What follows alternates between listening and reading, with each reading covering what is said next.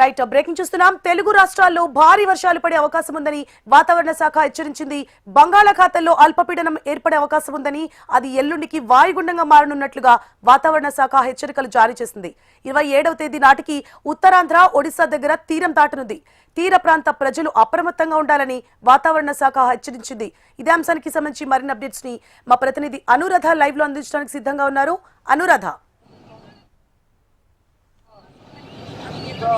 సువర్ణ, ప్రస్తుతం బంగాళాఖాతంలో కొనసాగుతున్న అల్పపీడనం ఇంకా ప్రస్తుతం కొనసాగుతూనే ఉంది. దీనికి అనుబంధంగా ఉపరితల ఆవర్తనం కూడా ఉంది. దీంతో ఏపీలో ఈరోజు పలు జిల్లాల్లో వర్షాలు కురిసే అవకాశం ఉందని వాతావరణ శాఖ అంచనాలు వేస్తుంది. అయితే ఎల్లుండి నాటికి బంగాళాఖాతంలో మరొక అల్పపీడనం ఏర్పడే అవకాశం ఉంది. ఇది 27వ తేదీ నాటికి వాయుగుండంగా మారి ఉత్తరాంధ్ర, ఒడిశా తీర ప్రాంతాల మధ్యన తీరం దాటుతుందని వాతావరణ శాఖ హెచ్చరికలు జారీ చేసింది. ఈ నేపథ్యంలో ఇటు ప్రస్తుతం ఉన్న అల్పపీడనం ప్రభావంతో అటు రాయలసీమ జిల్లాలన్నింటిలోని భారీ నుంచి అతి భారీ వర్షాలు, అక్కడక్కడ మిగిలిన కొన్ని ప్రాంతాల్లో మోస్తరు వర్షాలు కురిసే అవకాశం ఉంది. ఇటు ఏదైతే ఉత్తరాంధ్ర తీర ప్రాంతాల్లో ఏర్పడిపోతున్న బంగాళాఖాతం ఉపరితల ఆవర్తనం ప్రభావంతో ఇటు ఉత్తరాంధ్ర జిల్లాల్లో పాటు కోస్తా ఆంధ్ర అన్ని జిల్లాల్లోని కూడా భారీ నుంచి అతి భారీ వర్షాలు కురుస్తాయని వాతావరణ శాఖ ఇప్పటికే అలర్ట్స్ జారీ చేసింది.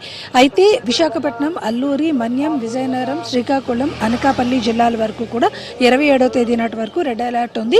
అక్కడ భారీ వర్షాలు కురిసే అవకాశం ఉంది. మిగిలిన ప్రాంతాల్లో యానాం, కోనసీమ, అలాగే ఏదైతే విజయవాడ, కృష్ణా, గుంటూరు, బాపట్ల వరకు కూడా తేలికపాటి నుంచి మోస్తరు వర్షాలు కురిసే అవకాశం ఉందని వాతావరణ శాఖ తెలిపింది. అయితే ఈ నెల 27వ తేదీన ఏర్పడబోయే అల్పపీడనం వాయుగుండంగా మారితే కనుక అది ఉత్తరాంధ్ర తీర ప్రాంతాల దగ్గర తీరం దాటుతుంది. కాబట్టి ఈ తీర ప్రాంతాల్లో కొంత అలజడి వాతావరణం, గాలి ఉధృతి కూడా ఉంటుంది. కాబట్టి మత్స్యకారులంతా కూడా అప్రమత్తంగా ఉండాలని జిల్లా యంత్రాంగాన్ని వాతావరణ శాఖ అప్రమత్తం చేసింది. ఇటు విపత్తుల శాఖకు కూడా ఇప్పటికే అలర్ట్ మెసేజ్లు అయితే జారీ చేసింది. అనురాధ, మరోవైపు విజయవాడలో విజయవాడ ఉత్సవం జరుగుతోంది. అలాగే శరన్నవరాత్రుల ఉత్సవాలు కూడా కొనసాగుతున్నాయి. మరి ప్రభుత్వం ఎలాంటి చర్యలు తీసుకోబోతోంది? ఎందుకంటే భక్తుల తాకిడి ఉన్న కొద్దీ పెరిగే అవకాశాలు ఉన్నాయి. ఎలాంటి చర్యలు తీసుకుంటోంది ప్రభుత్వం?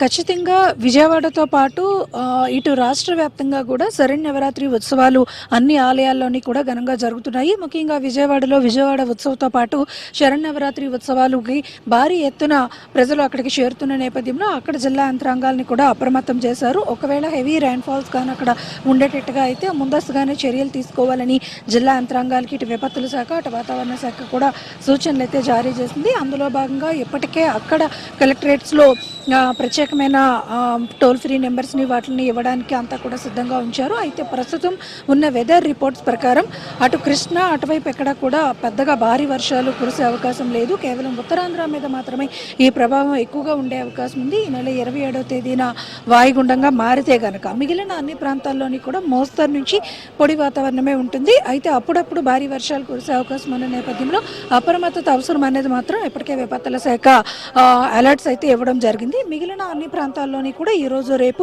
తేలికపాటి జల్లులు అయితే కురిసే అవకాశం ఉంది. Right, thank you for the updates Anuradha.